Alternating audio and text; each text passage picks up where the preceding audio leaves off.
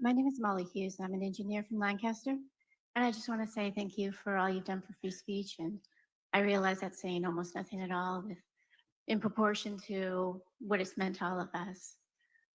My question is, given that Marxist ideology is responsible for the death of 100 million people in the 20th century, why do you think it's making a resurgence, and what can we do to help combat it in our daily lives?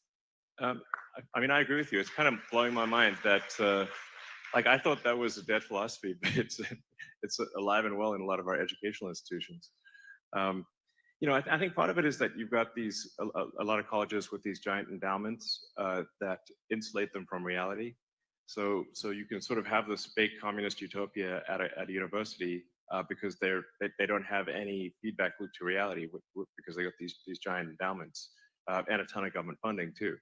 So that allows them to be disconnected from the realities of you know, the free market. And if you study history, actually even in ancient times, this was you see the cycle of you know, it obviously wasn't called Marxism 2,000 years ago or 3,000 years ago, but you have this back and forth between free market and sort of government, and free market and government, and it just seems to be the natural cycle of things. So yeah, but obviously I'm a big believer in the free market, which is, the free market is just like, let people buy the things they want to buy and let people make the things they want to make. It's not that complicated, you know. And I find it bizarre that people think the government is a solution to things when a government is just a corporation in the limit. The government is just the biggest corporation of all with a monopoly on violence.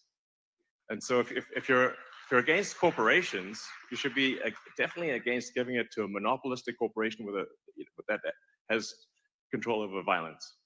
I mean, you know, there are good people that work in the government, obviously, but the government is we should have the least amount of government because it's an operating system that makes people less efficient. Like their output is dramatically less. So if you can look at, say, the output of North Korea versus South Korea. In North Korea, they're starving, and South Korea is extremely prosperous. West Germany was very prosperous, and East Germany was not. And those are random lines drawn on a map.